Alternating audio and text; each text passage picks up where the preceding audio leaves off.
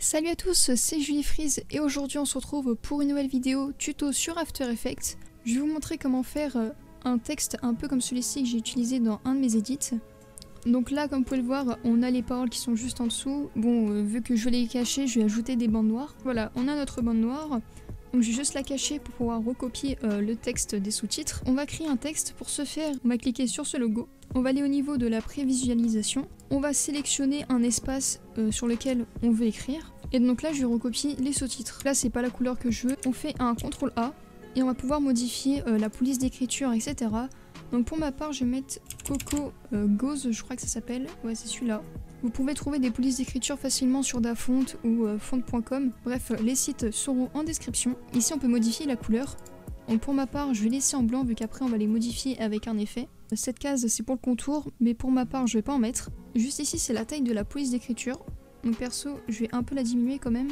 Je sais pas, je vais la mettre à combien. On va voir si ça rentre. On retourne sur le petit onglet de la souris pour pouvoir déplacer. Voilà, pour 70, on n'est pas trop mal. On va dans Aligner. Et là, on peut aligner le texte pour bien qu'il soit au centre. On peut réactiver les bandes noires, vu que maintenant le texte d'en dessous ne sert à rien. On peut même encore diminuer en fait, parce que là, la taille du texte est un peu trop grande. C'est pas encore très bien centré. Là, je descends avec les flèches du bas. Je pense que là, on n'est pas trop mal. On va aller dans Effets et paramètres prédéfinis. Et on va écrire S-du-bas texture flux. Cet effet vient du plugin Saphir que je vous recommande vivement car il y a pas mal d'effets qui sont utiles pour vos edits. On double-clique dessus pour l'ajouter à notre texte. On va pas modifier grand chose aux valeurs mais surtout aller modifier la couleur. Donc la première on la laisse comme elle est, à part si vous voulez que votre couleur la plus claire ne soit pas blanc. Mais pour ma part je vais laisser comme ça. Et pour la couleur 0, on va cliquer dessus. Ensuite vous avez la petite pipette si vous voulez prendre une couleur. Donc par exemple j'aurais pu prendre le bleu qui est ici. Mais pour ma part, je vais plutôt aller dans les tons verts car la couleur Nivelle, on va dire que c'est un peu le vert. Surtout que là, sur l'image, on voit que la couleur qui ressort le plus, c'est soit on va dire le rouge, le vert ou le bleu. Je vais partir sur du vert. Bon, celui-là, il est un peu trop foncé. Donc je vais partir dans des teintes un peu plus vert, avec du vert un peu clair. Comme ça, je pense que c'est pas trop mal. Comme vous pouvez le voir, lorsqu'on lit la vidéo, le texte est un peu en mouvement, enfin la couleur du texte du moins, et ça on peut le modifier. Bon, on ne pourra pas choisir nous-mêmes les mouvements précis du texte, mais on peut modifier avec Shift X et Y, qui déplace, on va dire, le mouvement. Donc là on va se décaler vers la gauche par exemple, et on peut aussi augmenter, enfin un peu descendre et monter. Et ensuite vous choisissez par rapport à vos préférences, vous pouvez très bien laisser aussi comme c'était de base. Ensuite on va aller ajouter un autre effet, qui s'appelle S-du-bas Drop Shadow. On double-clique pour l'ajouter et ça sera l'ombre. Bon là pour le coup, vu que je suis sur des bandes noires, ça sert un peu à rien. Mais bon, je pense pas que ce soit le cas pour tout le monde. Donc on va dans Shift Y, on met 0. Et Shift, enfin du moins dans Shift X et dans Shift Y, on met 0 partout. Comme ça l'ombre sera bien située en dessous du texte. Si jamais on enlève les bandes noires, ça donne comme ça, et donc là on a une petite ombre. On va aller rajouter un effet qui s'appelle Diblo. C'est un plugin à installer à part que je vous recommande aussi, qui est vraiment pas mal, et il nous sert beaucoup à tout ce qui est luminosité. Et comme vous pouvez le voir, ça illumine vraiment beaucoup un texte. Et on va cliquer sur la dernière case. Voilà, parce que si jamais vous cliquez pas sur cette case, bah on a un écran noir qui apparaît. Et si jamais on va dans options et mode et qu'on met en écran, bah ça rend vraiment pas très bien. Bon là, vu que c'est une bande noire, encore une fois, ça se voit pas. Mais sinon, le texte c'est un peu transparent. Donc on va éviter de faire ça, on va laisser à normal. Et on va tout simplement cocher cette case. J'aime pas trop le fait que le texte ne soit pas trop en mouvement. On va ajouter un peu de mouvement à notre texte. Alors déjà, premièrement, moi j'aime bien que lorsque le texte apparaît, il apparaît pas comme ça d'un coup, mais qu'il y ait une sorte de mini transition. Par exemple, on va le faire arriver de la gauche et il arrive vers la droite. Je trouve que c'est un petit détail, mais qui va faire quand même la différence. On va aller sur notre texte et cliquer sur P. On va faire un clic droit sur position, séparer les dimensions. Alors là, vous choisissez, soit vous faites apparaître le texte par le bas, soit par le haut. Bon là, pour le coup, vu que le texte est situé en bas de l'image, si jamais on le fait venir vers le haut, ça sera un peu bizarre. Et pour ma part, je vais le faire venir de la gauche. Vu que c'est sur l'axe horizontal, c'est X. On va activer le timer de X position. On va mettre le point d'arrivée à la toute fin du clip.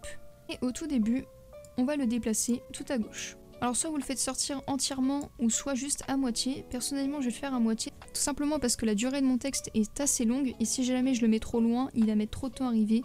Après on peut jouer avec la courbe mais personnellement j'aime pas trop lorsque le texte arrive trop lentement. On va sélectionner les 2 points, faire F9. Ensuite vous allez aller dans le graphique. Donc là pour ma part j'étais en modifier le graphique de vitesse, du coup je vais me rendre dans le graphique de valeur. Et vous allez faire une courbe qui ressemble à celle-ci. Et personnellement je vais plutôt le tracer à l'aide du plugin Flow que je vous recommande très fortement, ça fait vraiment gagner du temps sur chacun des edits. Vous sélectionnez les 2 points et vous cliquez sur Appli pour appliquer. Et vous avez la courbe qui est très bien dessinée. On clique sur Options et Mode pour faire apparaître le motion blur. On va l'activer sur le texte. Voilà, j'ai fait une erreur, c'est que j'ai mis le texte avant même qu'il commence à parler, donc ça rend vraiment pas bien. Et je vais décaler du coup ma transition. Bon, je trouve que ça arrive trop lentement, donc je vais modifier la position. Voilà, donc je vais le faire venir légèrement de la gauche. On va encore ajouter de l'animation. On va cliquer sur le texte. On va cliquer sur ce petit crochet. On va aller dans Animer. On va mettre position. Ensuite, on a ce petit onglet qui apparaît. Dans animation 1, on va encore cliquer sur ajouter propriété et on va mettre rotation. Et un dernier truc, on va recliquer sur ajouter. Cette fois, on ira dans sélecteur et on va mettre tremblement. Donc dans position, je mets 5 et 5. Et je remets encore du 5 pour rotation. Tout simplement parce que si jamais on met trop, je trouve que ça fait trop de tremblements. Et si on en met moins, ça se voit à peine. Après, c'est à vous de gérer. Hein. Si vous voulez en mettre plus ou moins, c'est à vous de voir. Alors ensuite, on peut rajouter un dernier effet qui est pas nécessaire, mais parfois ça peut rendre bien. Donc on se rend à un moment où le texte n'est pas flou, où il est lisible. Donc par exemple, à cet instant, on va cliquer sur cet outil, l'outil rectangle, et on va sélectionner tout le texte. Comme ceci. On clique sur le calque sur M pour faire apparaître le masque. On va cliquer 2 fois sur la déclinaison pour faire apparaître les autres trucs, même si ça sert à rien. Vous pouvez modifier contour du masque, etc. Personnellement, je vais laisser comme ça et je vais juste animer le tracé du masque. Donc on active le timer. Le texte étant entier, on va le mettre légèrement avant la fin parce que si jamais vous le mettez à la fin, vu qu'on va faire apparaître le texte petit à petit, si jamais c'est à la dernière image qu'on le voit entier, bah les gens n'auront pas le temps de le lire, donc il faut le mettre un peu avant. Donc là on se décale de quelques petites images, juste pour pas avoir le point qui se superpose avec le précédent. On va double-cliquer sur le masque et on va réduire le masque sur le premier mot.